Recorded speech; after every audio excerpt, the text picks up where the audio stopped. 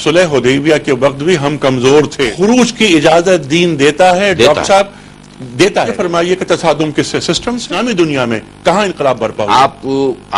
آپ طے کر رہے ہیں کہ یہ 6 مراحل ہیں, آپ بالکل ناکام ہو چکے ہیں. مددگار ہے. آپ ایگزیکٹ الفاظ بتائیں. میں نے کوئی کالم نہیں لکھا. آپ کے کالم موجود ہیں. ابو حنیفہ رحمۃ اللہ علیہ نے منع فرمایا تھا جو شاگرد مارے کھائیں لیکن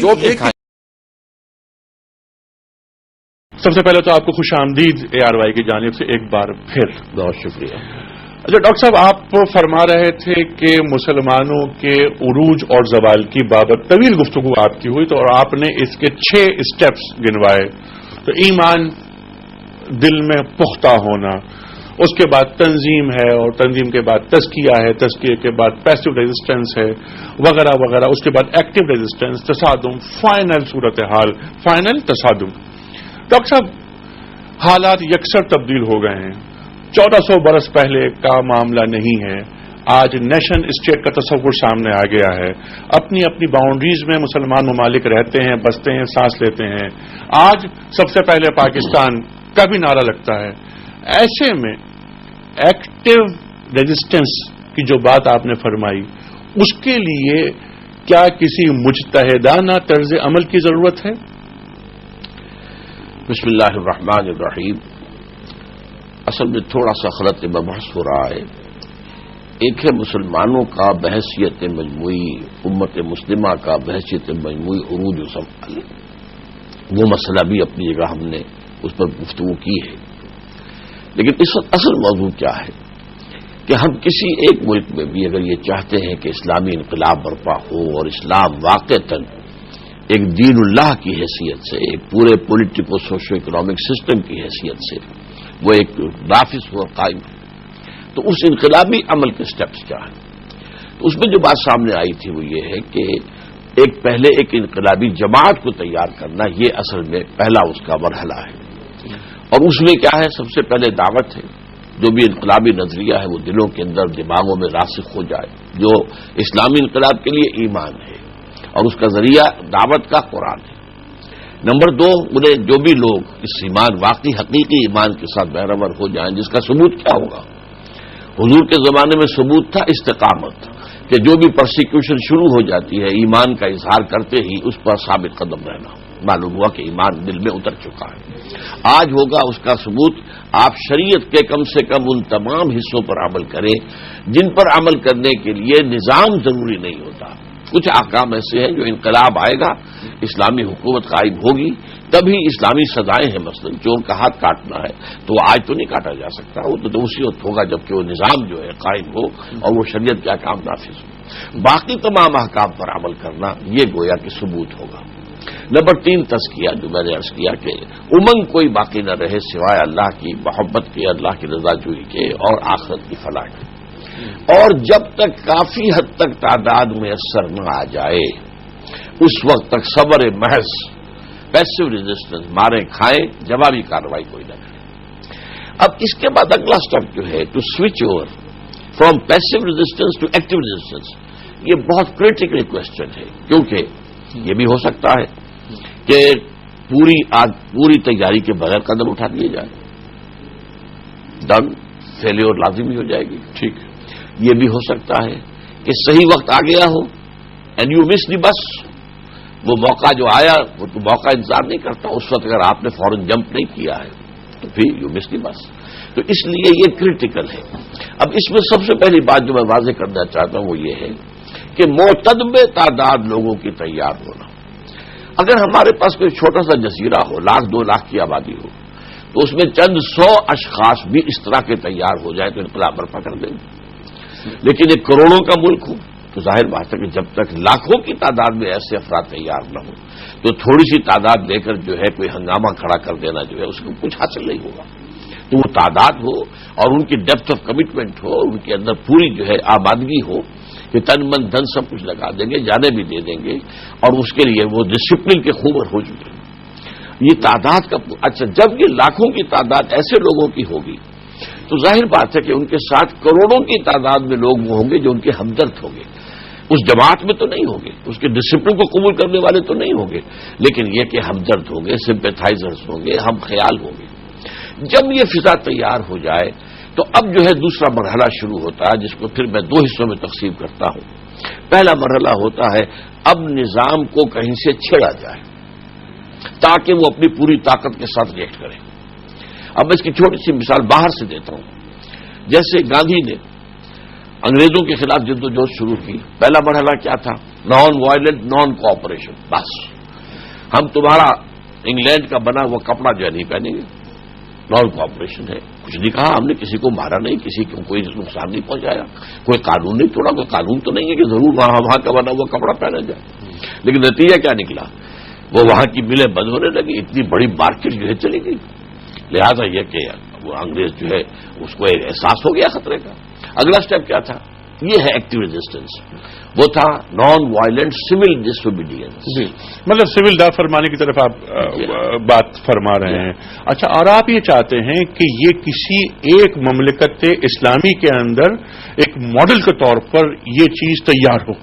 ہاں، نہ صرف یہ کہ اس لیے کہ ماڈل تیار کیا جائے، بلکہ ممکن ہی یہ ہے، پوری دنیا میں عالم اسلام کے اندر بیک وقت یہ عمل شروع نہیں ہو سکتا، اور یہاں سے اس کو دیگر ممالک میں ایکسپورٹ کیا جائے۔ وہ جیسے کہ ہمارے سامنے مثال حضور کی ہے صلی اللہ علیہ وسلم، آپ نے عرب میں کام کیا، 10 سال تک آپ نے مکے سے باہر قدم نہیں نکالا۔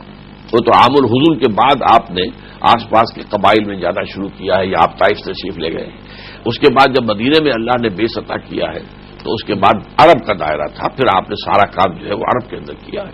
وہاں انقلاب برپا کرنے کے بعد جب صلح حدیبیہ تک کا معاملہ آ گیا، جسے قرآن نے کہا کہ انا فتحنا لک فتحا مبینا، تب آپ نے خطوط لکھے ہیں دعوتی، ہرقل کے نام لکھا ہے، پرویز جو خسرو ایران کا تھا اس کو لکھا ہے، اور اس سے پہلے آپ نے کوئی نہ دعوتی خط لکھا، نہ کوئی مبلغ بھیجا، نہ کوئی وفد بھیجا، نہ کوئی جماعت بھیجی۔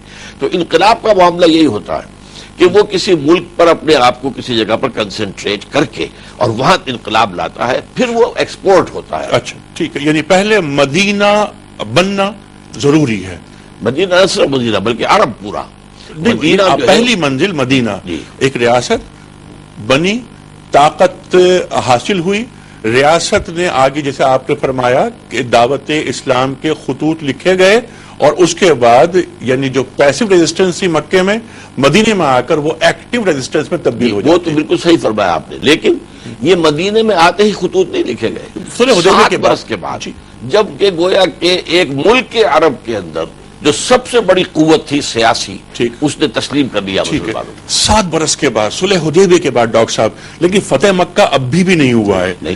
اچھا، تو اس کا مطلب یہ ہے کہ صلح حدیبیہ کے وقت بھی ہم کمزور تھے بظاہر، عمرہ کیے بغیر واپس آ رہے ہیں، تمام باتیں تاریخ ہمارے سامنے ہے، یعنی ابھی کمزوری کا عمل ہے، لیکن دعوت اسلام دعوت دی جا رہی ہے مسلسل، تو ضروری نہیں ہے کہ دعوت کے لیے آدمی کے پاس طاقت ہو۔ جیسے آج ایک تصور یہ ہے، ایک خیال یہ ہے کہ مسلمان کیونکہ کمزور ہیں اور وہ ہے جرم ضعیفی کی سزا مر کے مفادات، تو خاموش بیٹھ جائیں، ایسا نہیں۔ اصل نہیں، دعوت جو ہے وہ تو ایک انڈیویجول بھی دے سکتا ہے، نتیجہ نکلے نہ نکلے، وہ سال ہر سال دعوت دیتا رہے۔ حضرت نوح علیہ السلام 950 برس تک دعوت دیتے رہے۔ نہیں، ہرقل عظیم کو مقوقس کو دعوت وہ دینا جو ہے وہ تو کسی حیثیت میں آنے کے بعد، ٹھیک، ورنہ تو یہی سمجھا جائے گا کوئی دیوانہ، کوئی پاگل کہیں کا بیٹھا ہوا کوئی بات کر رہا ہے یہ، لیکن یہ کہ جب معلوم ہوا انہیں کہ عرب کے اندر تو یہ تبدیلی آ چکی ہے اور وہاں تو ان کے پاؤں قدم جم چکے ہیں، تو اصل میں یہ ہے۔ لیکن اس میں جو بات سمجھنے کی ہے یہاں پر ہمارے کہ یہ جو ایکٹیو ریزسٹنس ہے، چھیڑنا، اور اس کے بعد تصادم شروع ہوتا ہے۔ اس تصادم کی شکل کیا ہو؟ حضور کی سیرت مطہرہ میں وہ تصادم کیا ہے؟ مسلح جنگ، 2 طرفہ جنگ۔ اچھا، جیسا کہ نقشہ کھینچا گیا ایک آیت میں، یقاتلون فی سبیل اللہ ویقتلون ویقتلون، وہ اللہ کی راہ میں جنگ کرتے ہیں، قتل کرتے بھی ہیں، قتل ہوتے بھی ہیں، ٹھیک ہے۔ اسے آپ کہیے 2 طرفہ جنگ۔ آج کے حالات کے اندر جو آپ نے اشارہ کیا کہ جو صورتحال تبدیل ہو چکی ہے، اس میں یہ 2 طرفہ جنگ، مسلح بغاوت کہہ لیجئے اسے، یہ فیزیبل نہیں ہے۔ یہ نہیں ہے کہ حرام ہو گئی ہو، معاذ اللہ۔ میں یہی سوال آپ سے کر رہا تھا آپ نے کہا فیزیبل نہیں ہے لیکن حرام نہیں، یعنی خروج کی اجازت ہے. خروج کا لفظ آپ نے ٹیکنیکل اسلامی اصطلاح استعمال کر دی ہے. یہ ہے مسلمان حکومت کے خلاف کا معاملہ. جی نہیں، یہ جو حکومتیں ہیں یہ حکومتیں ہیں، یعنی آپ یہ فرما رہے ہیں نا کہ یہ مسلح بغاوت، تو کیا کسی مسلمان ملک میں جہاں مسلمانوں کی اکثریت ہو خروج کی اجازت دین دیتا ہے؟ ڈاکٹر صاحب دیتا ہے اور دیتا ہے. میں امام ابو حنیفہ رحمۃ اللہ علیہ کے ہم سب جا رہے ہیں بریک کی جانب. خواتین حضرات گفتگو رہے گی جاری. بات خروج پر ہو رہی تھی، بہت نازک بات ہے، بڑی حساس بات. آپ نے فرمایا کہ خروج کی اجازت ہے اور پھر آپ نے مثال دی حضرت امام ابو حنیفہ کی رحمۃ اللہ علیہ. یہاں میں جو ان کی رائے ہے اس کا قائل ہوں. بہت سے علماء کی رائے یہ ہے کہ جب تک مسلمان حکمران کفر بواہ کا، کھلے کفر کا حکم نہ دے، چاہے وہ کیسے بھی ہو، فاسق ہوں، فاجر ہوں، جو بھی کچھ کرتے ہوں، اس وقت تک جو ہے ان کے خلاف خروج جو صحیح نہیں ہے. اچھا، اس مدد ملتی ہے احادیث سے بھی ہے. لیکن یہ کہ امام ابو حنیفہ کا موقف، اور دوسرا یہ کہ آج کل کے حالات میں جبکہ کفر بواہ کا حکم نہ دیا جا رہا ہو لیکن کفر کا نظام قائم ہو، تو ظاہر بات ہے کہ وہ تو صورتحال جو ہے وہ اس کے بالکل مساوی ہو جاتی ہے. بہرحال امام صاحب کی رائے یہ ہے کہ طاقت اگر کافی ہو چکی ہو جس سے کہ بظاہر احوال کامیابی یقینی نظر آئے، تو کامیابی یقینی نظر آئے، ہو سکے نہ ہو سکے یہ بات کی بات. جی ہاں، جو وہ حضرت نفس زکیہ کی جو مثال ہے کہ اس کا معاملہ یہی ان کا ہوا تھا، ناکامی ہوئی. بہرحال ہماری اس وقت جو گفتگو ہو رہی ہے جی وہ یہ کہ اگر آج کے دور میں کسی مسلمان ملک میں اس قسم کا عمل اس حد تک پہنچ جاتا ہے، دعوت، تنظیم، تربیت، تزکیہ، پیسو ریزسٹنس، ایک مضبوط جماعت، ریڑھ کی ہڈی کی طرح مضبوط جماعت، اور پھر اس کا حلقہ اثر اس کے ہمدردوں کا، اس کے ہم خیالوں کا، تو اب اس کے بعد تصادم کے لیے مسلح بغاوت اگرچہ حرام نہیں ہے لیکن یہ ممکن نہیں ہے، ممکن العمل نہیں ہے، فیزیبل نہیں ہے. ٹھیک ہے، اس کی وجوہات میں چاہتا ہوں ذرا گنوا دوں. ٹھیک ہے. اچھا، وجوہات پہ آ رہے ہیں ڈاکٹر صاحب. یہ فرمائیے کہ تصادم کس سے؟ سسٹم سے. ظاہر ہے وہ طاغوتی نظام جسے ہم کہتے ہیں، ظاہر بات ہے کہ وہ سسٹم جو ہے، وہ سسٹم، اس سسٹم کے اوپر ایک طبقہ ہوتا ہے رولنگ لیڈ گورن کر رہا ہوتا ہے. جی، اور وہی طبقہ ہوتا ہے جس کے سارے مفادات وابستہ ہوتے ہیں اس نظام کے ساتھ. ٹھیک. اور وہ طبقہ چاہتا ہے کہ سٹیٹس کو رہے تاکہ ہمارے مفادات کے اوپر کوئی آنچ نہ. ٹھیک ہے. تو ظاہر بات ہے آج حکومت جو ہوتی ہے وہ در حقیقت ان طبقات کی نمائندہ ہوتی ہے. ٹھیک ہے. اس حوالے سے وہ جو بھی کچھ ہوگا وہ تو اس حکومت وقت کے خلاف ہوگا اور ان بالا تر طبقات کے خلاف ہوگا. اچھا، وہ جو چند باتیں ہیں جو میں عرض کرنا چاہتا ہوں کہ حالات کی تبدیلی کیا ہے. نمبر ایک یہ کہ حضور کے زمانے میں کلیئر کٹ تقسیم تھی، ایک طرف اہل ایمان، ایک طرف کافر. ٹھیک ہے. ہماری رولنگ ایلیٹ 100% مسلمان ہے. نمبر دو، وہاں کوئی مرکزی حکومت قائم نہیں تھی جیسی کہ آج ہمارے ممالک کے اندر ہے. نمبر تین، وہاں کوئی اسٹینڈنگ آرمی نہیں تھی کہ لاکھوں کی تعداد میں فوجیں جو ہے وہ کھڑی ہوں اور وہ تربیت یافتہ ہو، مرتب ہو، منظم ہو، بلکہ ادھر سے بھی والنٹیئر تھے. مکے سے 1000 والنٹیئر آیا تھا اور مدینہ منورہ سے 313 والنٹیئر آئے تھے. دونوں طرف والنٹیئر تھے، کوئی اسٹینڈنگ آرمی نہیں تھے. پھر ایسا نہیں تھا کہ ایک طرف تو ہتھیار ہوں، ٹینک ہوں اور توپیں ہوں اور ایک طرف جو ہے وہ صرف جو ہے وہ تلواریں اور تیر اور نیزے ہوں، بلکہ دونوں طرف نوعیت ایک ہی تھی. فرق سارا تعداد کا تھا صرف. یہ تمام چیزیں جو ہے در حقیقت یہ اس سے وہ تصادم، مسلح تصادم جو ہے وہ فیزیبل بنتا تھا. لیکن ایک پازیٹیو چینج جو ہوئی ہے وہ بہت اہم ہے. وہ پازیٹیو چینج کیا ہوئی ہے کہ اس زمانے میں ریاست اور حکومت کے درمیان کوئی فرق نہیں تھا. حکومت ہی ریاست تھی، ریاست ہی حکومت تھی. یہی وجہ ہے کہ حضرت حسین رضی اللہ تعالیٰ عنہ ریاست کے خلاف نہیں اٹھے تھے، حکومت کے خلاف اٹھے تھے، لیکن باغی قرار دیے گئے اور مفتیوں نے ان کے قتل کا فتویٰ دیا. حالانکہ ریاست کے باغی نہیں تھے، وہ باغی تھے حکومت کے. آج کے دور میں یہ شکل پیدا ہو چکی ہے، ریاست اور شے ہے اور حکومت جو ہے اس کا ایک انتظامی ادارہ ہے اور حکومت کو بنانے اور ختم کرنے کا حق جو ہے اس ملک کے عوام کو حاصل ہے. یہ بات جو ہے پہلے نہیں تھی جو سوشل ایوولوشن کے ذریعے سے آج پوری دنیا میں مانی جاتی ہے. اس اعتبار سے آج آپ کو جماعت بنانے کی اجازت ہے. آپ اس میں مینیفیسٹو میں لکھ سکتے ہیں کہ ہم یہاں کا نظام بدلنا چاہتے ہیں، کوئی آپ کو نہیں پکڑ سکتا. آپ ایک ایسوسیشن جو ہے، right of association, right of expression, یہ چیزیں جو ہے جس معاشرے میں بھی کسی درجے میں، چاہے وہ لولی لنگڑی ہو، جمہوریت کسی درجے میں بھی ہے، وہاں یہ حقوق حاصل ہیں۔ اس اعتبار سے اب بدل جو تجویز ہوا ہے وہ ایک عوامی تحریک، حکومت کو بدلنے کے دو راستے ہیں۔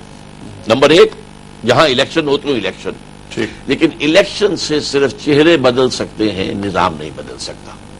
اس لیے کہ الیکشن جتنے فیئر ہوں گے، جتنے ٹرانسپیرنٹ ہوں گے، اتنے ہی وہ ریفلیکٹ کریں گے اس معاشرے کے اصل جو پاور سٹرکچر ہے اس کو۔ اگر فیوڈلزم ہے تو فیوڈلز ہی آئیں گے وہاں پر، کیپٹلزم ہے تو کیپٹلسٹ آ کر بیٹھے گا، لہذا وہ اپنے نظام کے جو ہے وہ اس کو جو ہے اس کا پوری طریقے سے ڈیفینڈ کرے گا اسٹیٹس کو۔ اس حوالے سے الیکشن سے جزوی تبدیلی آ سکتی ہے، جزوی اصلاح ہو سکتی ہے، بیسک چینج جو ہے کسی نظام میں، پولیٹیکل سوشو اکنامک سسٹم، وہ ممکن نہیں۔ اس کا جو اب متبادل جو دنیا میں، آج کی دنیا میں، آج جس کا ہم مظاہر دیکھ رہے ہیں اپنے چاروں طرف، وہ ہے ایک عوامی تحریک۔ اگر وہ تحریک ایجیٹیشن پرامن ہے تو قانون اس کے خلاف نہیں ہے، اجازت دیتا ہے توڑ پھوڑ نہ ہو، کسی کی جان کو، کسی کے مال کو، کسی کی جائیداد کو، کسی کی پراپرٹی کو کوئی نقصان نہ پہنچایا جائے، یہ بیچاری بے زبان بسیں جو ہے جلایا نہ جائے، کاروں کو جلایا نہ جائے، کہے کے لیے۔ اور یہ تو اگر کوئی ایجیٹیشن ہوتا ہے تو وہ جائز ہے، اور اگر وہ پرامن رہتا ہے تو اس کے خلاف کوئی کام نہیں ہو سکتا۔ البتہ لیکن بہرحال جب وہ حکومت دیکھے گی کہ یہ تو اب طوفان بن کر، اور مجھے شاید تنکا اس طوفان میں ہمارا تنکا بہ جائے، تو پھر وہ تشدد کرے گی۔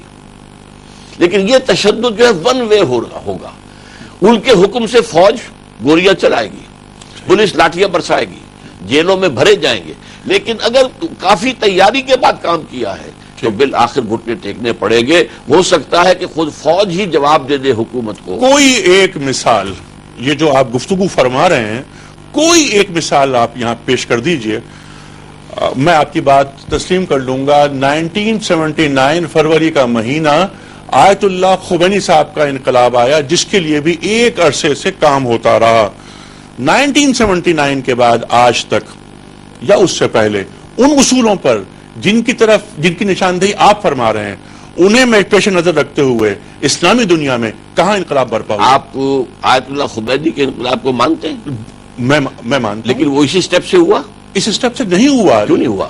اس لیے کہ کیا ہوا تھا، وہاں جو تحریک ہوئی تھی، لوگ سڑکوں پر آئے، انہوں نے قتل نہیں کیا، جانیں دی ہیں۔ ٹھیک ہے، that was one way fight, in armed revolt ہوئی تھی شاہ کے خلاف، پوری جو ہے شہر جو ہے بلاک کر دیے گئے، ہیلی کاپٹر سے گولیاں چلی ہیں، سسٹم تبدیل ہو گیا، ہزاروں نے جانے دی۔ آپ یہ ڈاکٹر صاحب یہ فرما رہے ہیں کہ سسٹم کو تبدیل ہونا چاہیے، اسٹیٹس کو جو مینٹین رکھتے ہیں، جو رولنگ ایلیٹ ہے، جو یہ کہتے ہیں کہ ہم پیدا ہی حکمرانی کے لیے ہوئے ہیں، یہ 16 کروڑ 2 قدموں کے جانور ہیں جو صبح کو اٹھتے ہیں، ہمارے لیے کام کرتے ہیں اور شام کو جا کے سو جاتے ہیں اپنے آنے والے کسی اچھے دن کے انتظار میں۔ سوال یہ پیدا ہوتا ہے کہ جو سیکوینس آپ طے کر رہے ہیں کہ یہ 6 مراحل ہیں، ان کو طے کرنے کے بعد تبدیلی کا عمل ناگزیر ہو جاتا ہے، یہ تبدیلی ماحصل ہے۔ کوئی ایک مثال میرے سامنے نہیں آ رہی، میں پچھلے 100-150 سال اٹھا کے دیکھ رہا ہوں۔ آپ نے خود خمینی کی مثال دی۔ خمینی صاحب کی اس کے علاوہ 6 سٹیپ نہیں ہوئے یہ والے، 6 سٹیپ نہیں ہوئے، لیکن اس وقت بات ہو رہی ہے حکومت کے خلاف اقدام اور اس کو بدلنے کا معاملہ۔ یہ کام تو ہوا ہے وہاں، اور آپ کو معلوم ہے یوکرین میں ایک نظام بدلا، وہی عوامی ایجیٹیشن کے ذریعے سے، جارجیا میں بدلا عوامی ایجیٹیشن، جی ایسے انقلابات کرغزستان کے اندر آیا، جی ہاں، لیٹن امریکہ میں۔ یعنی اب جو کچھ ہو رہا ہے وہ یہی ہے، ایک جو عوامی تحریک کا سیلاب جو ہے وہ آتا ہے اور وہ بہا کر لے جاتا ہے۔ بالکل ٹھیک ہے، عوامی تحریک کا سیلاب، اس سے بہت سی مثالیں مل رہی ہیں ہمیں نان مسلم کنٹریز میں۔ جو آپ بات فرما رہے ہیں کہ ایمان، تاثیر، اپنی زبان سے بھی آپ اسے اقرار کریں اس کا، اور دل سے بھی تصدیق کریں، تزکیہ، تنظیم، پیسو ریزسٹنس، ایکٹیو ریزسٹنس، اور آخر میں فائنل تصادم، یہ چیز ہمیں کہیں نہیں ملی۔ لیکن آپ کے اس طریقہ کار سے مجھے اختلاف نہیں ہے، آپ یہ تمام باتیں فرما رہے ہیں دین کے اسے روشنی لیتے ہوئے۔ اس سے میں مانتا ہوں کہ حضور کے بعد سے آج تک اس نہج سے کہیں کوئی انقلاب نہیں آیا، ٹھیک ہے، آئی ایڈمٹ، ٹھیک ہے، آئے گا، اس کی خبر دی ہے محمد رسول اللہ صلی اللہ علیہ وسلم نے، اور فرض ہے ہمارے اوپر، یہ حضور کا بلکہ قرض ہے ہمارے اوپر، چونکہ حضور بھیجے گئے تھے پوری نوع انسانی کے لیے اور بھیجے گئے تھے اللہ کے دین کو غالب کرنے کے لیے، تو پوری نوع انسانی پر اللہ کے دین کو غالب کرنے کے لیے یہ عمل دوبارہ شروع ہوگا پہلے کسی ایک ملک میں، اور اس کے بعد وہ ایکسپورٹ ہوگا، وہ ایکسٹینڈ ہوگا۔ ٹھیک ہے، یقیناً اس میں احادیث موجود ہیں، میں جو کچھ بیان کر رہا ہوں وہ سیرت النبی سے اخذ کردہ ہے۔ جی بالکل۔ آخری بات جو ہم کر رہے تھے وہ یہ ہے کہ آخری جو اس نظام کا جو تصادم ہے جو حکومت کے ساتھ پیش آئے گا، اس کی مثالیں میں دے رہا ہوں۔ ہمارے ہاں چھوٹی سی مثال سامنے آ گئی تھی، اینٹی بھٹو موومنٹ جس کا کہ نام تھا، اینٹی بھٹو موومنٹ، نظام مصطفیٰ کی تحریک، وہ تو ہماری آنکھوں کے سامنے ہے۔ ڈاکٹر صاحب آپ جس بڑے انقلاب کی بات کر رہے ہیں جو دین لاتا ہے، آپ کیا پی این اے کی تحریک کو اس نظام سے ملا رہے ہیں ڈاکٹر صاحب؟ میں نے اسی لیے کہا چھوٹی سی مثال کس بات کی کہ ایک وقت آیا، پہلے جو ہے فوج نے گولیاں چلائیں، لوگوں نے جانیں دیں، اور بھٹو صاحب نے اپنی کرسی کی دونوں یہ ہاتھیاں پکڑ کر کہا تھا ٹیلی ویژن پر کہ میری کرسی بہت مضبوط ہے۔ ٹھیک ہے، لیکن یہ کہ 3 بریگیڈیئرز نے انکار کیا کہ آئندہ ہم فائرنگ نہیں کریں گے، تو بھٹو کی کرسی تو ڈول گئی پھر۔ ٹھیک ہے، اچھا فوکس کر لیتے ہیں اپنا جس پہ ہم بات کر رہے ہیں۔ ڈاکٹر صاحب آپ نے فرمایا فائنل تصادم، کیا ضروری ہے کہ ایکٹیو ریزسٹنس ہو، کوئی اور حل نہیں؟ مثلاً دنیا بھر کا جو تعلیم یافتہ دنیا ہے، جو پڑھی لکھی دنیا ہے، جو باشعور دنیا ہے، جمہوریت ان کا سیاسی عقیدہ بن چکا ہے۔ کیا جمہوری عمل سے آپ بالکل ناکام ہو چکے ہیں؟ جمہوری عمل کو استعمال کرتے ہوئے ہم اس جگہ پر نہیں پہنچ سکتے؟ ڈاکٹر اس بات کا تفصیلی جواب میں آپ سے لوں گا۔ اس وقت ہمیں جانا ہے بریک سے قبل جب بات رکی تھی ہماری، آپ بات کر رہے ہیں مسلح تصادم کی آخری سٹیج، ایکٹیو ریزسٹنس کی۔ غیر مسلح تصادم کی بات کر رہا ہوں میں، غیر مسلح تصادم کی۔ اچھا، غیر مسلح تصادم وہ جو کہ کسی عوامی تحریک کے ذریعے سے ہوتا ہے، جس میں اس پر تشدد ہوتا ہے، لوگوں کو جانیں دینی پڑتی ہیں، لیکن وہ کسی کی جان نہیں لیتے۔ اچھا، تو یہ بھی پیسو ریزسٹنس کی ایک شکل نہیں ہوئی؟ نہیں، پیسو ریزسٹنس میں تو یہ ہے کہ وہ آپ نے ظلم کر رہے ہو، آپ کھڑے رہیں، لیکن اس وقت تو آپ نے ایڈوانس کر کے ان کے نظام کے خلاف تحریک چلائی ہے۔ اچھا، آپ نے مطالبہ یہ کیا فلاں شے ختم کرو۔ ٹھیک ہے، مطلب ایڈوانسمنٹ اس حد تک کہ آپ سڑکوں پہ عوام کو لے کر آ گئے اور عوام نے چند نعرے بلند کر دیے۔ لیکن آپ نے بات فرمائی تھی، جو مثالیں دی تھی یہاں پر، جیسے آپ نے گاندھی کی بات کی تھی، آپ نے سول نافرمانی کی بات کی تھی، تو یہ سول نافرمانی وغیرہ کی تحریکیں ہیں، یہ یہاں تک دین اس کی اجازت دے رہا ہے؟ بالکل دے رہا ہے، دین اس کی اجازت دے رہا ہے، لیکن خروج کی اجازت نہیں دیتا، جو آپ نے فرمایا کہ جب تک کہ اتنی قوت نہ ہو کہ، یعنی مسلح جدوجہد کی بات ہو رہی ہے، اتنی قوت نہ ہو کہ آپ کو اپنی فتح کا 100% یقین نہ ہو جائے۔ یہ بات تو غیر مسلح کے ساتھ بھی ہے۔ اگر آپ نے صرف چند لوگ نکال کر سڑکوں کے اوپر جلوس نکلوا دیا تو اس سے کیا ہوگا؟ جب تک کہ اتنی طاقت نہ ہو کہ پھر وہ جو ایجیٹیشن ہے وہ نتیجہ خیز، وہ تو اسی وقت ہوگی جب طاقت کافی ہو۔ اصل میں جو بات آپ کہہ رہے تھے کہ کیا جمہوری عمل سے آپ مایوس ہیں کہ اس کے ذریعے سے یہ کام نہیں ہو سکتا؟ کیوں تصادم لازم؟ کیوں تصادم؟ کیونکہ ہماری رولنگ نہیں۔ اب میری بات دیکھیں ڈاکٹر صاحب، اچھا اس سے پہلے کہ آپ کا تفصیلی جواب آئے، میرا مدعا صرف یہ ہے کہ رولنگ ایلیٹ جتنی مسلمان ممالک میں ہے، جس طرح آپ نے فرمایا کہ وہ اسٹیٹس کو مینٹین رکھنا چاہتے ہیں، لیکن ہیں تو سب مسلمان، ان کے دلوں میں بھی کلمہ طیبہ کا نور موجود ہے، ان تک بات پہنچائی جائے جس طرح ہمارا ماضی ہے۔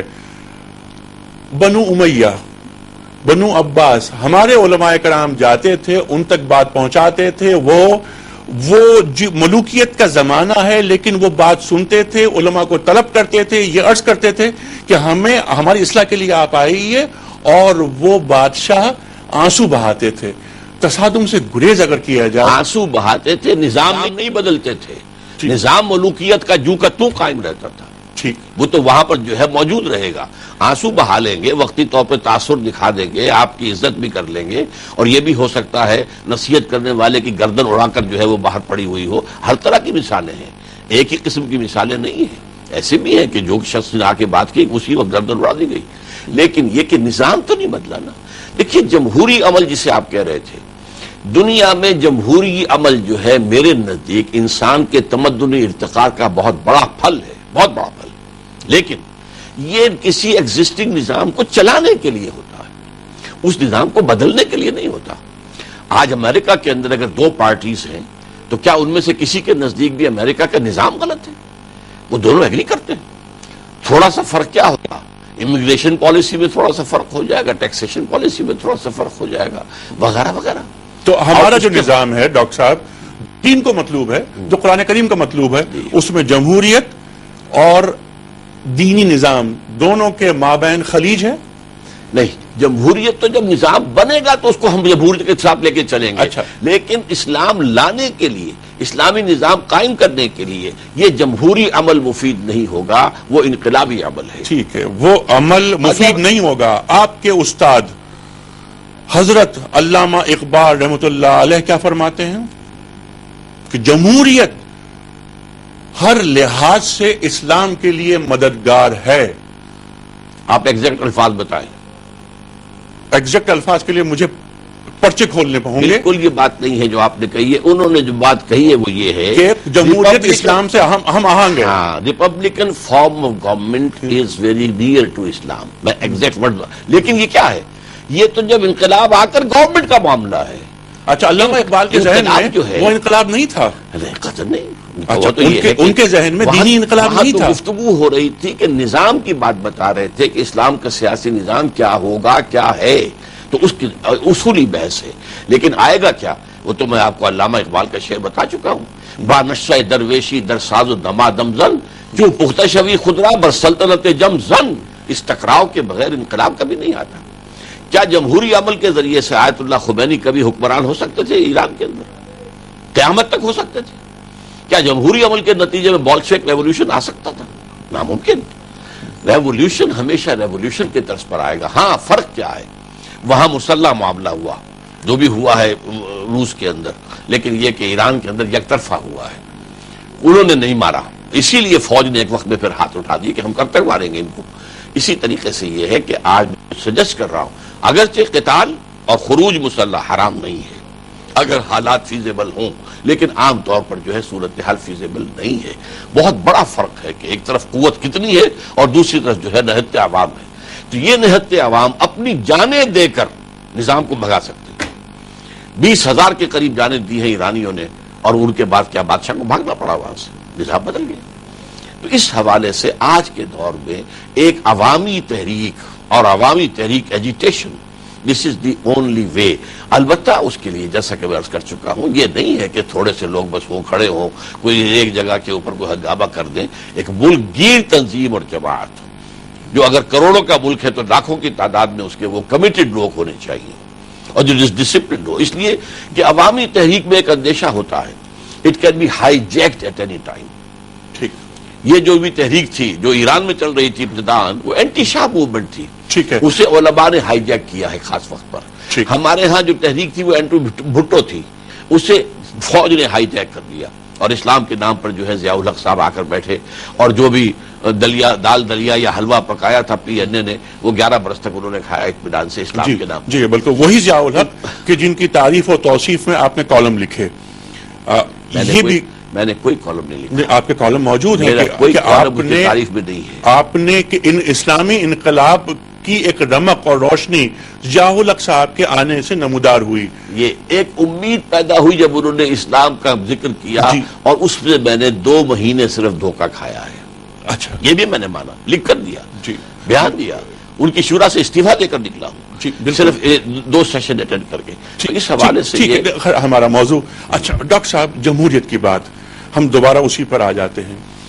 ہمارے پاس جو دینی سیاسی جماعتیں ہیں وہ جمہوریت کے ذریعے انقلاب لانا چاہ رہی ہیں اس ملک میں، بڑی بڑی دینی سیاسی جماعتیں ہیں جن کی عمریں بھی اب 60-70 برس ہو گئی ہیں، تو کیا وہ اس ٹریک پر نہیں چل رہی جس کا متقاضی دین اور قرآن کریم ہے؟ نہیں، میرے نزدیک اگر تو اسلامی نظام لانا ہے تو یہ ٹریک وہ نہیں ہے، اور اگر یہ ہے کہ کچھ جو ہے چلتے ہوئے نظام میں، بہتے ہوئے گنگا میں کچھ ہاتھ دھو لینے ہیں، خود بھی اس اقتدار میں کچھ حصہ لے لینا ہے، تو ٹھیک ہے، ہو رہا ہے، لیکن یہ کہ بنیادی طور پر کوئی تبدیلی نہیں آ سکتی اس عمل کے ذریعے سے۔ کبھی بھی نظام نہیں بدلا ہے، کبھی بھی نہیں بدلا ہے، نہ آج تک بدلے گا کبھی۔ اس لیے کہ وہ جو ویسٹرن انٹرسٹ ہوتے ہیں، جو کسی نظام کے اندر پریویلیج کلاسز ہوتی ہیں، ان کے جو مفادات ہیں، یہ صحیح ہے، ان کے اندر بھی سلیم الفطرت لوگ ہو سکتے ہیں، لیکن وہ تو دعوت کے مرحلے میں کھنچ کر آ جائیں گے۔ بالکل ابو بکر صدیق جو ہے اسی طبقے سے تعلق رکھتے تھے، لیکن وہ کھنچ کر آ گئے، دعوت کے ذریعے سے آ گئے۔ بالکل۔ اب جو وہاں پر رہ گئے تھے وہ تھے کہ جو اپنے اس نظام کے مفاد کے لیے، دفاع کے لیے آخری حد تک جانے کو تیار یہی بات رہے گی جاری۔ اس وقت میں صاحب بریک سے قبل بات ہو رہی تھی، ہمارے پاس جو موجود پاکستان میں موجودہ سیاسی اور دینی جماعتیں ہیں، ان کے تعلق سے کچھ بات ہم کر رہے تھے۔ آپ نے فرمایا وہ آ گئی ہیں پاور پالیٹکس میں، ویسٹڈ انٹرسٹ ہے۔ ہم یہ دیکھتے ہیں کہ حزب اللہ بھی نظر آتی ہے، ہمیں حماس بھی نظر آتی ہے، ہمیں ترکی میں طیب اردگان بھی نظر آتے ہیں۔ عوام نے ان پر اعتماد کیا اور ان کو آگے لے کر آ گئے۔ تو کیا وہ، بلکہ یہ آپ کی فرمائیے کہ دونوں جماعتوں میں، دونوں انداز فکر میں کیا فرق پاتے ہیں آپ؟ دو سے مراد کیا ہے؟ پاکستان میں کہ دینی قیادتیں جو ہمارے پاس ہیں، اور ایک وہ جیسے حسن نصر اللہ، حزب اللہ، حماس، طیب اردگان، وہاں پر اقتدار بھی ڈیلیور کیا گیا، انہیں لوگوں نے ان پر اعتماد کیا۔ حسن نصر اللہ کے بیٹے کی جب لاش آئی تو حسن نصر اللہ نے کہا کہ یہ ایک میں نے بیٹا دے دیا ہے، اب میں آپ سے کم از کم ایک بیٹا لے سکتا ہوں۔ علم و عمل، کردار جو مطلوب ہے اللہ کو، اللہ کے دین کو، اللہ کے رسول کو، کیا ہمارے پاس، ہمارے ملک میں، وطن عزیز کی دینی سیاسی جماعتیں وہ مومنانہ شان رکھتی ہیں؟ دیکھیے، پہلی بات تو یہ ہے کہ وہاں پر بھی کہیں کوئی نظام تو تبدیل نہیں ہوا۔ ترکی میں بنیادی نظام میں کوئی فرق ابھی تک نہیں آ سکا۔ یہ ٹھیک ہے کہ اس سے پہلے اربکان صاحب کی جماعت نے جو سوشل ورک کیا تھا وہاں پر، اس کی وجہ سے انہیں ووٹ ملے، لیکن اس نظام میں تو تبدیلی نہیں آئی۔ فوج آ کے آڑے آ کر خود کھڑی ہو گئی اور اربکان صاحب کو واپس خط جانا پڑ گئی۔ اسی طریقے سے یہ الجزائر کے اندر ہوا تھا کہ الیکشن کے ذریعے سے ایک ایسی فتح حاصل ہوئی تھی اسلامی پارٹی کو کہ وہ وہاں پر کوئی انقلاب لا سکتی تھی۔ ایف آئی ایس کو ہوئی، لیکن وہاں بھی فوج آ گئی۔ ہاں، لیکن اس کے علاوہ بات کیا ہے، وہاں دو چیزیں ایسی تھیں جس کی وجہ سے ایسا ممکن ہوا۔ نمبر ایک، وہاں سیکٹیرینزم بالکل نہیں ہے۔ عرب ممالک کے اندر یہ فرقہ پرستی ہرگز نہیں ہے، چونکہ قرآن ان کی اپنی زبان میں ہے، وہ قرآن پڑھتے ہیں تو انہیں معلوم ہے کہ دین میں کیا چیز اہم ہے اور کیا کم اہم ہے، کیا چیز بنیادی ہے، کیا ثانوی ہے، نہیں فرقہ۔ اور نمبر دو، فیوڈلزم نہیں تھا۔ الجزائر نے فرانس سے آزادی حاصل کی ہے تو وہاں پر سب سے پہلے سوشلسٹ گورنمنٹ قائم ہوئی، نظام وہاں پر فیوڈل ختم ہوا۔ ان دونوں چیزوں کا خاتمہ پاکستان میں کر دیجئے آپ، تو پھر یہ ہے کہ شاید جمہوری عمل کے ذریعے سے بھی یہاں اسلام لایا جا سکے۔ اچھا، لیکن یہ کہ یہ جو چیزیں ہیں ان کے ہوتے ہوئے، کیونکہ نظام فیوڈل ہے، اس نظام کو بدلنے کے لیے تو انقلاب لانا پڑے گا۔ باقی رہ گیا یہ کہ جو حماس وغیرہ کا معاملہ ہے، وہ تو ایک زبردست جو سمجھیے کہ زندگی اور موت کی کشاکش کے اندر مبتلا ہے وہ جو مسلمان فلسطینی ہے۔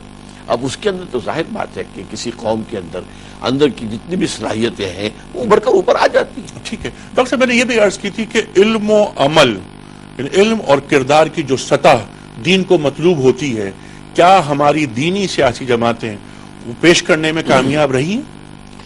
دیکھیے، یہ گفتگو زیادہ پھر انڈیویجولسٹک ہو جائے گی اور لوگوں پر تنقید ہو جائے گی۔ نہیں، اوور آل میں ان سے جو بات کر رہا ہوں وہ یہ ہے، میرا جو اختلاف ہے کہ انہوں نے راستہ غلط اختیار کیا ہے۔ باقی ہو سکتا ہے کہ وہ پورے خلوص نیت کے ساتھ یہ سمجھتے ہو کہ اسی راستے سے اسلام آ جائے گا اور وہ اسلام کے لیے کوشش کر رہے ہیں، تو میں ان کی نیتوں پر حملہ کرنے کو تیار نہیں ہوں، نہ مجھے اس کا حق ہے اور نہ میں اسے مناسب سمجھتا ہوں۔ البتہ اختلاف شک نہیں ہو رہا، اختلاف شدید خلوص نہیں، آپ نے کہا تھا نا کہ شاید یہ بھی علم و عمل، مفادات کا معاملہ ہے۔ نہیں، مفادات نہیں، یہ آپ نے کہا تھا، آپ نے یہ فرمایا تھا ویسٹڈ انٹرسٹ، یہ آپ کے الفاظ تھے۔ ویسٹڈ انٹرسٹ جو کہ فیوڈلز کا ہے، جی، جو ہمارے ملک میں کیپٹلسٹ کا ہے، ان کا ویسٹڈ انٹرسٹ ہے، جی ہاں، تو وہ در حقیقت ہے کہ جو اسلام کے انقلاب کے راستے میں رکاوٹ ہے۔ ٹھیک ہے، نہیں، میرا سمپل سوال ڈاکٹر صاحب یہ ہے کہ دین، ہم کسی پر تنقید نہیں کر رہے، ہمارا جو محبت کا مرکز ہے وہ دین ہے اور اس کے بعد پاکستان ہے۔ ہم پاکستان کو بہت آگے لے کے جانا ہے۔ کل ہم نے بات کی کہ شب قدر کی مبارک ساعتوں میں یہ ملک تخلیق ہوا، یہ ملک اللہ تعالیٰ کے ارادوں کا مظہر ہے۔ اس مملکت میں جس طرح آپ کام بڑے بڑے کام سر انجام دے رہے ہیں، ہماری دینی جماعتیں بھی کام انجام دے رہی ہیں۔ مولانا امین احسن اصلاحی صاحب کو جملہ یاد آتا ہے کہ ایک غلط راستے پر دوڑنے سے بہتر یہ ہے کہ آدمی صحیح راستے کی طرف منہ کر کے کھڑا رہے۔ آپ فرماتے ہیں کہ وہ غلط راستے پر رواں دواں ہیں ہماری دینی سیاسی جماعتیں۔ آپ نے یہی فرمایا؟ آپ نے یہی فرمایا؟ جی جی بالکل جی یہی فرمایا۔ سوال یہ ہے، ہم محبت پہ یہ بات کہہ رہے ہیں کہ ہماری دینی سیاسی جماعتوں سے کہاں کہاں غلطیاں ہو رہی ہیں، ہم ان کی کامیابی اور کامرانی چاہتے ہیں۔ ان سے مراد یہ کہ دین کا نظام اس زمین پہ نافذ ہو۔ دیکھیے اس معاملے میں تفصیل جانے کا تو موقع نہیں ہے، میں تو ایک ہی جس کو کہتے ہیں کہ ہاتھی کے پاؤں میں سب کے پاؤں، میں اس کو سمجھتا ہوں ہمالائن مسٹیک، کہ یہاں پہ کچھ لوگوں نے اگر یہ سمجھا ہے کہ اس جو الیکشن پالیٹکس ہے، جو حقیقت میں پاور پالیٹکس ہوتی ہے، اس کے ذریعے سے ہم یہاں اسلام لے آئیں گے، تو ان سے بہت بڑی غلطی ہوئی ہے، ہمالیہ جیسی غلطی ہوئی، وہ کوئی بھی ہو کسے باشد، ان کی نیتیں اپنی جگہ پر ہیں، ان سے میں بحث نہیں کرتا۔ ٹھیک ہے، اور آپ کے بقول کہ پہلے انقلاب آئے گا، اس کے بعد جمہوری طرز عمل سے اس انقلاب کو آگے لے کے جایا جا سکتا ہے، اس نظام کو چلانے مینٹین رکھنے کے لیے، اس نظام کو چلانے کے لیے ظاہر بات ہے کہ امرہم شورا بینہم، وہاں کوئی جو ہے در حقیقت کوئی ایک جو ہے ڈکٹیٹوریل رجیم نہیں ہوگی، بلکہ معاملات لوگوں کے مشورے سے طے ہوں گے، اور پارلیمنٹ وجود میں آئے گی اور پارلیمنٹ کو اجماع کا حق ہوگا، اور بقول علامہ اقبال کے پارلیمنٹ اجتہاد بھی کر سکتی ہے، اس میں 33% وکلا شامل ہوں گے۔ آپ اتفاق کرتے ہیں نا؟ میں اصل میں علامہ اقبال کی اس بات کا ایک مفہوم سمجھتا ہوں کہ جو عام طور پر لیا جاتا ہے وہ 100% غلط، اور ایک مفہوم جو میں لیتا ہوں وہ صحیح۔ اچھا ہے، آپ کیا مفہوم لیتے ہیں؟ اس پہ گفتگو تفصیل سے ہوگی ڈاکٹر صاحب۔ اس وقت ہمیں جانا ہے خواتین حضرات، چلے ایک کالر بہت دیر سے منتظر ہیں ہمارے، ان سے پہلے بات کر لیتے ہیں۔ السلام علیکم۔ وعلیکم السلام جناب۔ جی پہلے تو میں السلام علیکم کہوں گا آپ کو اور ڈاکٹر اسرار صاحب کو۔ وعلیکم السلام۔ جی سر، میرا سوال ہے کہ جیسے ڈاکٹر اسرار صاحب نے اپنے بیان میں فرمایا کہ حضرت امام ابو حنیفہ رضی اللہ تعالیٰ عنہ نے یہ فرمایا کہ آپ بغاوت کے جب تک مطلب کامیابی کے زیادہ نہ ہو تو آپ نہ مطلب جنگ کریں۔ جی ہاں، جی ہاں، جی تو میرا سوال یہ کہ تو پھر 313 جو شہدائے بدر میں لڑے تھے تو وہ پھر ان کی تعداد تو بہت کم تھی ان کے مقابل قریش کے، تو وہ کیوں لڑے پھر؟ جی ڈاکٹر صاحب، وہ تعداد بہت کم نہیں تھی، 313 کے مقابلے میں بھی کوئی 1,00,000 تو نہیں تھے نا، 1,000 ہی تھے۔ 1 to 3 کی صرف ریشو بنتی ہے نا، زیادہ تو نہیں۔ لیکن یہ کہ فرض کیجئے کہ آپ کوئی کسی ملک کے خلاف بغاوت کرتے ہیں، اس کی تو لاکھوں کی فوجیں ہیں، اور آپ اگر صرف چند ہزار ہوں، چند 100 ہوں تو کیا کر دیں گے؟ اس لیے وہاں ریشو پروپورشن، اور جب تک اس حد تک ریشو پروپورشن نہیں آیا تھا حضور نے اقدام نہیں کیا۔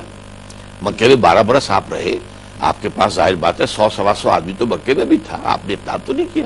جی ہاں، اور 12 برس آپ نے فرمایا، 12 ساڑھے 12 برس جتنا عرصہ مکے میں رہے، وہی آتی ہے، اس میں کہیں بھی قتال کا اذن نہیں ہے، مدینہ پہنچتے نہیں ہیں، راستے میں جو پہلی وحی اترتی ہے اسی میں قتال کا اذن۔ کیا حکمتیں دیکھی۔ اچھا ڈاکٹر صاحب، اس سوال سے پہلے جو بات ہو رہی تھی ہماری، اجتہاد، علامہ اقبال پارلیمنٹ کے ذریعے، پارلیمنٹ کو اجماع کا حق ہے، 1/3 پارلیمنٹ کا حصہ وکلا پر مشتمل ہوگا، علامہ اقبال فرماتے ہیں، آپ اتفاق نہیں کرتے؟ میں اتفاق کرتا ہوں، لیکن اس کا ایک خاص مفہوم سمجھتا ہوں۔ وہ کیا ہے؟ دیکھیے اجتہاد کے معاملے میں 2 چیزیں علیحدہ ہیں، ایک اجتہاد کرنے والا، ایک اس اجتہاد کو نافذ کرنے والا۔ جیسے کہ عباسی خلیفہ نے قاضی ابو یوسف کو قاضی القصاص بنا دیا کہ اب آپ کے اجتہادات جو ہیں وہی اس ملک کے اندر قانون کا درجہ رکھیں گے، لیکن نافذ کرنے والا وہ تو قاضی ابو یوسف تو نہیں تھے، وہ تو قوت جو ہے بادشاہ کی، وہ قوت نافذہ تھی۔ اسی طریقے سے آج سے آپ کو معلوم ہے تقریباً 300 برس پہلے جب یہ محسوس ہوا کہ فقہ حنفی کے اندر اب کچھ نئے فتاوی آنے چاہیے، اجتہاد ہونا چاہیے، تو شہنشاہ عالمگیر اورنگزیب نے تمام صوبوں کو لکھ دیا کہ ہر جگہ سے فقہا جو ہیں ان کو چن کر بھیج دیا جائے۔ انہوں نے فتاوی عالمگیری مرتب کیے، نافذ کرنے والا کون تھا؟ وہ تو عالمگیر تھا، اسی لیے ان کا نام ہی ہے فتاوی عالمگیری۔ اب اب یہ ہے کہ آئندہ اسلامی ریاست میں اجتہاد علماء کریں گے. اجتہاد ہر شخص کو حق حاصل ہے. یہ کسی کی جو ہے وہ جو ایسا نہیں کہ پراپرائٹری رائٹس ہوں کسی کے کہ وہی اجتہاد کرے. اللہ کی کتاب پڑھو, اللہ کی اور رسول کی احادیث پڑھو, اور جو بھی ہمارا تراث علمی ہے, فقہا کی آراء ہیں, ان کو دیکھو اور رائے قائم کرو. لیکن کس کا اجتہاد نافذ ہوگا, it will be decided by the parliament. اس لیے کہ قوت نافذہ جو ہے, سینکشن جو ہے, وہ پارلیمنٹ کے پاس ہے. البتہ اگر کوئی سمجھتا ہے کہ پارلیمنٹ کا اختیار مطلق ہے تو یہ بات غلط ہے. یہ جدید ڈیموکریسی کی بات ہے, کیونکہ ساورنٹی وہ پارلیمنٹ کو سمجھتے ہیں. ہمارے ہاں پارلیمنٹ جو ہے وہ ساورن نہیں ہے, ساورنٹی بلانگس ٹو اللہ. لہذا ہر اجتہاد کے بارے میں جو بھی پارلیمنٹ کرے گی, ہر شہری کو یہ حق حاصل ہوگا کہ عدالت کا کنڈا کھٹکھٹائے اور جا کر کہے کہ صاحب آپ کے دستور میں طے یہ ہے, no legislation will be done repugnant to the Quran and the Sunnah. اور یہ اجتہاد جو ہوا ہے میں سمجھتا ہوں کہ یہ پورا یا اس کی فلاں شریعت کے خلاف ہے, تو جوڈیشری جو ہے پھر فیصلہ کرے گی. اس کے لیے کانسٹیٹیوشنل کورٹس علیحدہ بھی ہو سکتی ہیں اور عام جوڈیشری بھی ہو سکتی ہے. ظاہر بات ہے اسلامی ریاست میں جوڈیشری کے اندر جو ججز بیٹھے ہوں گے وہ بھی تو عالم ہوں گے شریعت کے, وہ اسی تربیت میں سے گزرے ہوں گے. لہذا یہ ہے کہ اس اجتہاد کو چیلنج کیا جا سکے گا. تو یہ ہے میرے نزدیک کہ اجتہاد نافذ کرنے والی اتھارٹی جو ہے وہ پارلیمنٹ ہوگی. نافذ کرنے والی اتھارٹی پارلیمنٹ ہوگی. یہ پارلیمنٹ وجود میں آ رہی ہے جمہوری عمل کے ذریعے, تو آپ کو اس جمہوری عمل پہ کوئی اعتراض تو نہیں؟ مجھے کوئی اعتراض, میں نے عرض کیا ہے کہ انقلاب لانے کے بعد اسلامی حکومت کو چلانے کے لیے ہمیں جمہوری عمل اختیار کرنا پڑے گا. البتہ اس جمہوری عمل کے اندر بہت سی چیزیں ہیں جو ہم اثر نو طے کریں گے. مثلا کیا عمر ہونی چاہیے ووٹر کی, یہ مختلف ممالک میں مختلف ہے, اس کے بارے میں آرائے آف ہو سکتی ہیں. پھر یہ کہ جو بھی شخص آتا ہے کینڈیڈیٹ بن کر, اس کی تھورو سکریننگ, یہ 62 اور 63 جو آرٹیکلز ہیں یہ صرف دکھاوے کے لیے نہ ہو بلکہ اس کی تھورو سکریننگ ہو جائے. اس کے پاس دولت ہے تو کہاں سے ہے اور کتنی آئی ہے اور اس کے پڑوسی کیا کہتے ہیں. یہ جیسا کہ تزکیۃ الشہداء ہوتا ہے, تزکیۃ الشہود, کہ جو عدالت ہے اسلامی اس میں کوئی گواہ بھی پیش ہوگا تو پہلے اس کا حساب کتاب لیا جائے گا. بالکل ٹھیک ہے. تو اس نتیجے میں پھر جو پارلیمنٹ جمہوری عمل کو اور اس جمہوری نظام کو بھی مسلمان کیا جائے گا. ٹھیک, صحیح لفظ. اچھا, اب سوال یہاں یہ پیدا ہوتا ہے کہ جیسا آپ نے بار بار ذکر کیا اور بہت اہم بات آپ نے فرمائی کہ پاکستان میں جو نظام ہے وہ چل رہا ہے, جو قوت کا مرکز ہے وہ فیوڈلزم, وہیں سے لوگ آتے ہیں اور پھر وہیں سے جو بڑی بڑی قوتوں کے مراکز ہوتے ہیں, مثلا فوج, مثلا پارلیمنٹ, مثلا بیوروکریسی, یہاں چلے جاتے ہیں. اچھا, پاکستان کی تعمیر میں, پاکستان کی تخلیق میں نہ تو فوج نے کام کیا تھا, نہ سیکریفائسز ان کی بھی نہیں تھی, نہ فیوڈلز کی تھی, نہ بیوروکریسی کی تھی. لیکن یہ اور بات ہے کہ آج پاکستان میں یہ تینوں طبقے انتہائی طاقت کا مظہر بن چکے ہیں. سوال یہ پیدا ہوتا ہے کہ پاکستان میں جہاں پر فیوڈلزم پھیلی ہوئی ہے, پاکستان میں جہاں پر تعلیم کی شرح بہت کم ہے, جہاں وائس چانسلر کا اور ایک ناخواندہ آدمی کا ووٹ برابر ہو گیا ون مین ون ووٹ کی بنیاد پر, تو ایسی پارلیمنٹ کو آپ قبول کر لیں گے؟ دیکھیے, اس میں سب سے پہلی بات یہ ہے کہ انقلاب کس کا نام ہے. اگر انقلاب نے آ کر فیوڈلزم ہی کو ختم نہ کیا تو کیا خاک انقلاب ہوا وہ؟ اچھا, انقلاب جب آئے گا تو جو عدل اجتماعی ہے اس کو پہلے نافذ کرے گا. بہت اچھا, بہت اچھا. یعنی فیوڈلزم کا خاتمہ ہوگا. خاتمہ, بالکل خاتمہ. تو دو اصولوں پر ہو سکتا ہے یہ خاتمہ. ایک اصول حضرت عمر کا اجتہاد تھا رضی اللہ تعالی عنہ, جب سواد عراق کے زمینوں کا مسئلہ آیا ہے, یہ ملک فتح ہو گئے اور چند ہزار صحابہ نے فتح کیے تھے, تو ایک مطالبہ یہ آیا کہ یہ سب مال غنیمت ہے, یہ پوری لینڈ اب سب تقسیم کر دیجیے. تو بڑی دنیا کی تاریخ کی عظیم ترین فیوڈلزم اور جاگیرداری قائم ہو جاتی. حضرت عمر نے فرمایا نہیں, یہ سرکاری زمین ہے, خراجی ہے, یہ کسی کی ملکیتی نہیں ہوں گی, یہ حکومت کے زیر انتظام ہوں گی اور وہ جس کو بھی چاہے گا وہ کھیتی باڑی کریں گے اور جو ہے خراج دیں گے.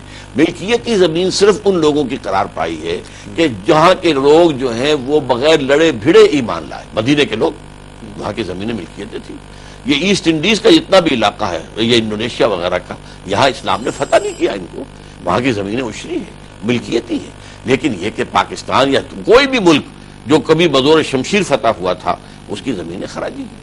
لہذا اس میں بالکل نیا بندوبست اراضی ہو سکتا ہے, نمبر ایک. نمبر دو یہ کہ اگر علماء کی رائے اس پر مصر ہو جائے کہ نہیں یہ عشری زمینیں ہیں, تب بھی یہ ہے کہ امام ابو حنیفہ امام مالک امام شافعی کے نزدیک مزارعت حرام ہے. جی مزارعت حرام ہے. لیکن اس کے بعد امام یوسف کا فتویٰ آیا تھا. قاضی ابو یوسف صاحب کا فتویٰ ہے. اس کی وجہ کیا ہے؟ جی قاضی ابو یوسف صاحب نے وہ عہدہ قبول کر لیا جو ان کے استاد نے نہیں کیا. جو امام ابو حنیفہ رحمۃ اللہ علیہ نے منع فرمایا تھا جو شاگرد مارے کھائیں لیکن وہ عہدہ بھی جو قبول کیا تھا ڈاکٹر صاحب وہ بھی امام صاحب کی اجازت سے قبول وہ کیا. تو یہ ہے کہ ایک جو ہے ڈاکٹر صاحب اس وقت ہمیں جانا ہے بریک.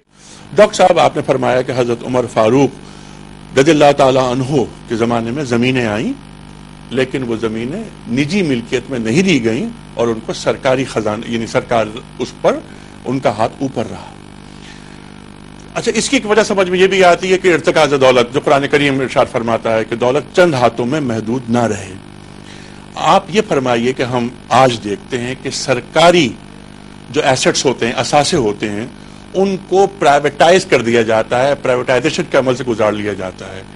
کیا شریعت اس بات کی اجازت دیتی ہے کہ سرکاری املاک کو کسی شخص کے پیسے دینے کے بعد اس کو دے دی جائے؟ دیکھیے اصل مسئلہ یہ تھا کہ جب ہمارے ہاں ملوکیت کا نظام آ گیا تو گویا کہ جو بادشاہ ہے یا جو بھی اس کو کہتے تو خلیفہ تھے لیکن وہ بادشاہ تھے, ملوکیت تھی وہ حدیث کی روح سے. تو وہ گویا کہ مالک بن کر بیٹھ گئے, جس کو چاہا انہوں نے جاگیر دے دی. چنانچہ جو پہلے مجدد ہیں ہماری امت کے عمر بن عبدالعزیز انہوں نے یہی تو کام کیا تھا کہ ان سے جو ان کے جو پیش رو تھے انہوں نے جاگیریں دی تھی وہ سارے وثیقے منگوائے اور قینچی لے کر بیٹھ کے قطر دیا. وہ شریڈر اس زمانے میں تھا نہیں ورنہ بڑی آسانی ہو جاتی ہے انہیں, وہ قینچی کے ساتھ انہوں نے قطر.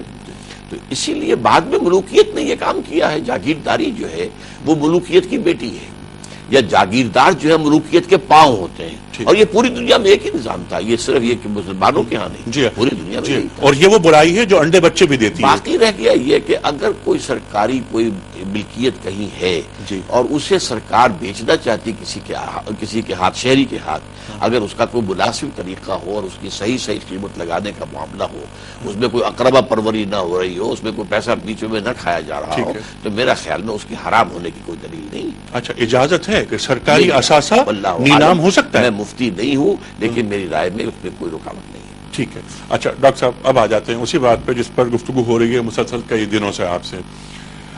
ایک ریاست انقلاب جیسا آپ نے فرمایا کہ وہ 6 اسٹیپس ہیں وہ طے کر لیے گئے, انقلاب آ گیا. فرض کیجئے پاکستان عالم اسلام کا دل ہے, اسلام کا قلعہ ہے, یہاں وہ انقلاب آ جاتا ہے جو اللہ کو, اللہ کے رسول کو مطلوب ہے صلی اللہ علیہ وآلہ وسلم, پھر یہ انقلاب ایکسپورٹ ہوگا. مدینے سے بات آگے گئی تھی, اس کا طریقہ کار کیا ہوگا؟ دیکھیے پہلی بات تو یہ کہ کسی انقلاب کے ایک حقیقی انقلاب ہونے کا لٹمس ٹیسٹ ہی یہ ہے کہ وہ کسی جغرافیائی یا قومی حدود کا پابند نہیں ہوتا.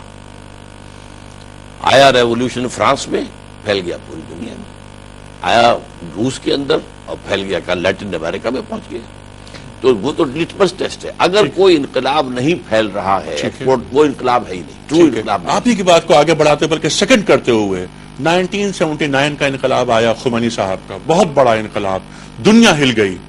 لیکن یہ انقلاب ایکسپورٹ نہ ہو جائے, پاکستان نہ پہنچ جائے, افغانستان نہ پہنچ جائے اور یہ انڈونیشیا سے لے کے براکش تک نہ پہنچے, تو وہ جو طاغوتی قوتیں ہیں انہوں نے بند باندھ دیا کہ ایران کے انقلاب کو آگے نہیں بڑھنا چاہیے. کیا ایسا ہوا؟ اس میں میرے نزدیک خود جو غلطی ہوئی تھی خمینی صاحب سے, سب سے بڑا سبب وہ ہے ان کے ریولوشن کے ایکسپورٹ ہونے کا سب سے زیادہ امکان عراق میں تھا, جہاں 60-65% جو ہیں اہل تشیع ہیں, جو ایرانیوں کا مذہب ہے. وہاں صدام نے جو چال چلی وہ کیا تھی کہ وہ جو آپ کا بادشاہ تھا جسے آپ بھی شیطان کہتے ہیں, اس نے ہم پر ایک فورس کر کے ایک ٹریٹی جو ہے ہم سے بنوا لی تھی, ٹریپولی کا جو معاہدہ تھا, اور وہ کردوں کو بغاوت میں ہمارے خلاف کھڑا کر کے ہمارے اوپر جبرن ایک معاہدہ تھوپا گیا ہے. اب ہم بھائی ہیں, مسلمان ہیں, آپ بھی ہم بھی, آئیے بیٹھے اسے ری اوپن کریں. تو آیت اللہ خمینی صاحب نے اس کو پھینک دیا, اس کی تجویز کو, نتھنگ ڈوئنگ. اس پر اس کو موقع مل گیا کہ اسے یہ کہہ سکا وہ اپنے لوگوں سے, اٹس ایرانین نیشنلزم ناٹ اسلام. اسلام ہوتا تو عدل کی بات کرتے ابھی. میں نے یہ تو نہیں کہا تھا کہ فیصلہ کر دو, اوپن کرو بھائی, گفتگو ہو, مقدمہ ہو, پوچھی پس منظر آئے, یہ تو کئی سال لگتے ہیں. لیکن آؤٹ رائٹ ریجیکٹ کر دینے کا مطلب کیا ہوا کہ وہ جو اصل پرانی چپکلش تھی عجم اور عرب کی، وہ گویا کہ تازہ کرنے کا صدام کو موقع مل گیا. تو اس میں غلطی اپنی بھی شامل ہے. البتہ بہرحال ٹرو ریولیوشن، اس لیے کہ یقیناً ہم اسے ریولیوشن مانتے ہیں کہ بادشاہ کی حکومت ختم ہوئی، علماء کی حکومت آ گئی، لیکن اس کے لیے آپ نے خود جیسے کہ کہا تھا وہ 6 سٹیپس میں سے گزر کر ریولیوشن نہیں آیا تھا. کوئی آئیڈیالوجی ڈیفائن نہیں کی گئی تھی، بلکہ ایک فرقے وارانہ جو بھی عقائد کا ایک مجموعہ تھا اسی کو بیس کر کے آگے چلا ہے معاملہ. اسی لیے پھر وہ اس میں سے نکل نہیں پائے. تو یہ تو معاملہ ہے ایران کا خاص. اچھا اب دیکھیے اب جو اصل بات آپ نے کہی تھی، حضور کے دور میں صلی اللہ علیہ وسلم جو تصدیر الانقلاب ہوئی ہے عرب کے انقلاب کا، جو باہر جو بھیجا گیا ہے وہ بھی قتال کے ذریعے سے ہوا ہے. اچھا، جنگ کے ذریعے سے ہوا ہے. چنانچہ اگرچہ ایک حادثہ بھی پیش آ گیا تھا جس کی وجہ سے سلطنت روما کے ساتھ جو ہے وہ ٹکراؤ ہو گیا، اس لیے کہ سلطنت روما کا جو ایک گورنر تھا اس نے حضور کے ایک ایلچی کو شہید کر دیا. ڈاکٹر صاحب بات ہو رہی تھی انقلاب کی، وہ انقلاب کہ جو دینی اصولوں پر رونما ہوا، اس کے بعد اسے ایکسپورٹ ہونا ہے، آگے بڑھنا ہے، وہاں بات کٹ گئی تھی آپ. جی میں عرض کر رہا تھا کہ حضور کے زمانے میں یہ جو انقلاب کی کو ایکسپورٹ کرنے کا پروسیس ہے یہ بھی قتال کی شکل میں ہوا ہے، جیسے کہ خود عرب کے اندر بھی آخری مرحلہ قتال کا تھا. اور اس میں یہ کہ سلطنت روما کے ساتھ تو ایک واقعہ بھی ہو گیا تھا جس کی وجہ سے جنگ کا آغاز ہوا، غزوہ موتا ہوا، پھر اس کے بعد غزوہ تبوک حضور تشریف لے گئے. لیکن مثلا ایران کی طرف سے تو ایسی کوئی بات نہیں ہوئی تھی. اس نے حضور کا نامہ مبارک تو بادشاہ نے خسرو پرویز نے جو چاک کیا تھا، لیکن حضور نے فرمایا اس نے اپنی سلطنت چاک کر دی اور پھر وہ قتل بھی ہو گیا. لیکن اور ان کی طرف سے کوئی ہمارے خلاف اسلامی حکومت کے خلاف اقدام نہیں ہوا تھا. لیکن وہاں پر بھی مسلمانوں نے حملہ کیا. تو جو وہاں کا افواج رستم جو سپہ سالار تھا اس نے ایک وفد کو بلایا مسلمانوں کے کہ تم کیوں ہم پر چڑھائے ہو؟ پہلے بھی تم آتے تھے، ٹرائبل ریڈز کرتے تھے، لوٹ مار کرتے تھے، چلے جاتے تھے، اب تم ہمارا پیچھا نہیں چھوڑ رہے، کیا ہوا؟ تو جو جواب دیا ہے اس وفد کے سربراہ نے، انا قد ارسلنا، پہلے ہم خود آیا کرتے تھے، اب ہمیں بھیجا گیا ہے. اللہ نے بھیجا محمد کو صلی اللہ علیہ وسلم، محمد نے بھیجا ہمیں. اور کس لیے بھیجا؟ لنخرج الناس من ظلمات الجہالت الی نور الایمان، لوگوں کو جو سیاہیاں اور تاریکیاں ہیں، ظلمات ہیں جہالت کی اور جاہلیت کی، اس سے نکال کر نور ایمان سے روشناس کریں. وَمِن جَوْرِ الْمُلُوكِ إِلَىٰ عَدْلِ الْإِسْلَامِ، بادشاہوں کے ظلم و ستم کے جو ہے پنجوں سے نجات دے کر اسلام کے نظام عدل اجتماعی سے انہیں روشناس کریں. یہ مشن ہے، ہم اس لیے آئے. تو وہاں تو ہوا ہے اسی طریقے سے، فوجیں گئی ہیں اور انہوں نے اعلان کیا کہ 3 آلٹرنیٹیوز ہیں. اسلام لے آؤ، ہمارے برابر کے ساتھی ہوگے. ہم یہ بھی نہیں کہیں گے ہم سینئر مسلمان ہیں تم جونیئر ہو، ہمارے حقوق زیادہ تمہارے کم، برابر. پہلا آپشن. دوسرا آپشن یہ، اسلام نہیں لانا چاہتے، تم یہودی رہنا چاہتے ہو، نصرانی رہنا چاہتے ہو، مجوسی رہنا چاہتے ہو، ہندو رہنا چاہتے ہو، جو چاہو رہو، لیکن نظام اللہ کا ہوگا، دین غالب اللہ کا ہوگا، تمہیں قبول کرنا پڑے گا، اس کی تابع داری کرنی پڑے گی. دین اللہ کا ہوگا، آگے مذہب تم اپنے رکھو جو بھی رکھنا چاہتے ہو، تمہیں جبریہ مسلمان نہیں بنایا جائے گا. اور اگر یہ بھی منظور نہیں ہے تو آؤ میدان میں، تلوار ہمارے تمہارے درمیان فیصلہ کرے گی. یہ تو ہے ہسٹوریکل بیک گراؤنڈ. اب آج کیا ہوگا؟ میرے نزدیک آج اس کی بھی ضرورت پیش نہیں آئے گی. اس کی وجہ کیا ہے؟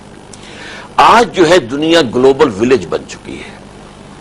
اگر پاکستان میں جیسا کہ آپ نے کہا اللہ تعالیٰ آپ کی زبان جو ہے وہ مبارک کرے، اور یہ کہ اگر واقعتاً یہاں اسلامی انقلاب آئے اور اسلامی ریاست صحیح قائم ہو جائے تو اس کی برکات پوری دنیا گھر بیٹھے دیکھے گی. کیا ہو رہا ہے یہاں پہ کیا برکات ہیں.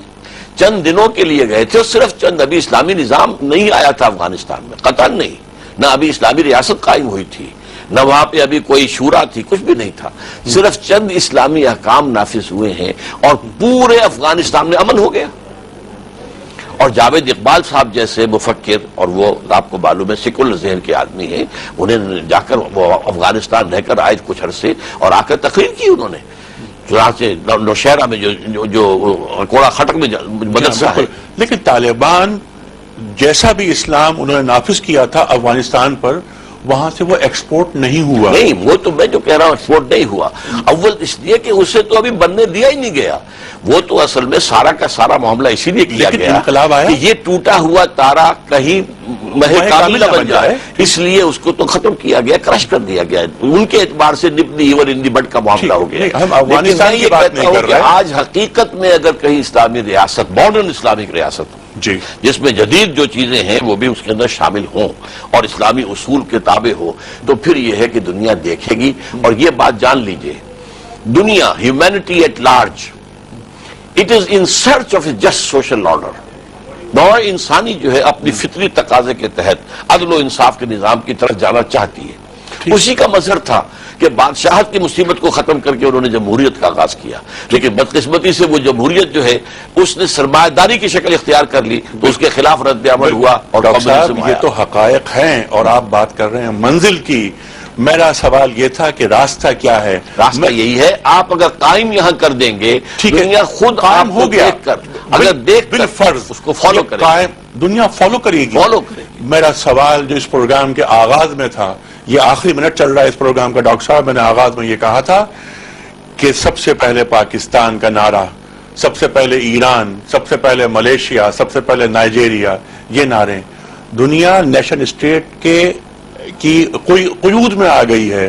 1929 سے پہلے دنیا میں ویزے کا لفظ نہیں تھا. آج نئے مسائل جنم لے چکے ہیں. آج کیا ہونا ہے؟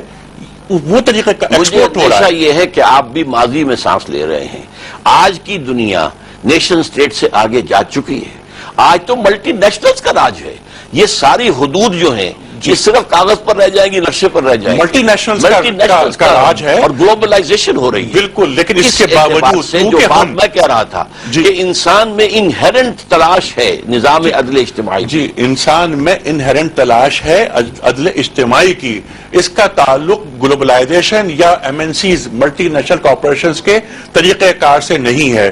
میں آپ سے یہ بات کہوں گا کہ اس عہد میں لمحہ موجود میں نعرہ آتا ہے سب سے پہلے پاکستان. کہاں گیا دین، کہاں گیا اسلام؟ یہ تو ایک ایسا جو ہے غلط نظام کے تحت ایک نعرہ لگایا گیا ہے، اس کو کسی نے یہاں دل سے قبول نہیں کیا. یہاں کی ساری آبادی کہتی ہے پہلے اسلام، سب سے پہلے اسلام، پھر پاکستان. صحیح یا غلط اسلام کے نام پر ملک بنا ہے. لیکن ہمارے خون میں قومیت گردش کر رہی ہے. کہاں کر رہی ہے؟ پاکستان میں کوئی قومیت سرے سے پاکستانیت کے نام سے نہیں ہے. یہی تو سب سے بڑا المیہ ہے. پاکستانی نیشنلزم نام کی کوئی شے نہ آج تک پیدا ہو چکی ہے، ہو سکی ہے، نہ ہوگی. ٹھیک ہے خواتین و حضرات، اس وقت ہمیں جانا ہے، بلکہ اس پروگرام کو ختم کرنا ہے.